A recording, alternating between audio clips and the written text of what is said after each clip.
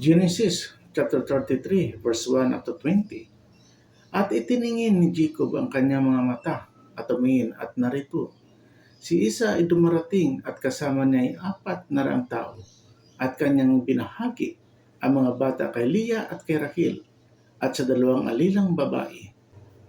At inilagay niya ang mga alila na kasama ng kanyang mga anak na pinangkapanguna at si Leah na kasama ng kanyang mga anak na pinangpangalawa at si Rachel at si Jose na pinakahuli at siya naman ay lumagpas sa unahan nila at sumukod sa lupa na makapito hanggang sa nalapit sa kanyang kapatid.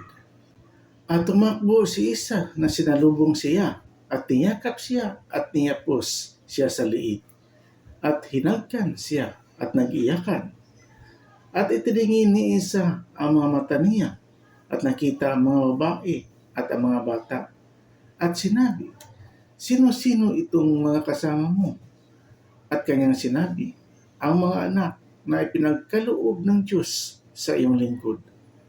Nang magkagayoy, nagsilapit ang mga alilang babae, sila at ang kanilang mga anak, at nagsiyukod, at lumapit din si Leah at ang kanyang mga anak, at nagsiyukod, at pagkatapos ay nagsilapit si Jose at si Rachel, at nagsiyukod.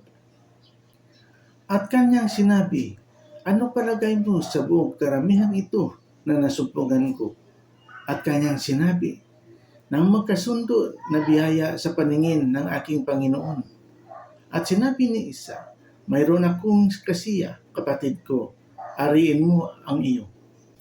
At sinabi sa kanya ni Jacob, "Hindi ipinamamanig ko sa iyo na kung ngayon nakasundo ako ng biyaya sa iyong paningin, ay tanggapin mo nga ang aking kaloob sa aking kamay. Yamang nakita ko ang iyong mukha, na gaya nakakakita na mukha ng Diyos, at ikaw ay nalugod sa akin. Tanggapin mo, ipinamamanhig ko sa iyo ang kaloob na dala sa iyo, sapagkat ipinagkaloob sa akin ng Diyos, at mayroon akong lahat at pinilit sa Kanya, at Kanyang tinanggap. At Kanyang sinabi, yumaon tayo, at tayo lumakad, at ako'y mangunguna sa iyo."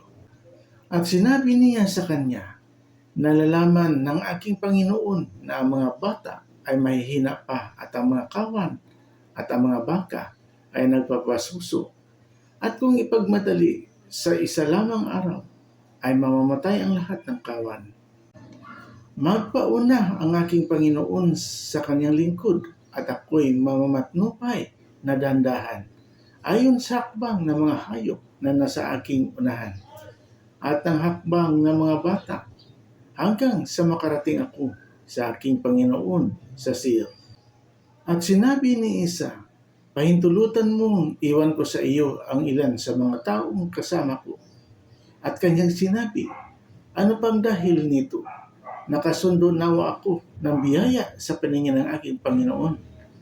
Gayon nagbalik si Isa ng araw ding yaon sa kanyang lakad sa Seir. At si Jacob ay naglakbay sa sugat at nagtayo ng isang bahay para sa kanya, at iginawa niya ng mga balag ang kanyang hayop, kaya tinawag ang pangalan ng dakong yaon na sugat. At dumating si Jacob na payapa sa bayan ng Sikim na nasa lupain ng Kinan, na siya'y manggaling sa Padan-aram, at siya'y humantong sa tapat ng bayan. At binili ang pitak ng lupa na pinagtayuan ng kanyang tulda sa kabahin ng mga anak ni Hamor na ama ni Sikim ng 100 putol na salapi. At siya'y nagtindig doon ng isang dambana at tinawag niyang El Elohe Israel. Amen. Please subscribe and share. Salamat. God bless.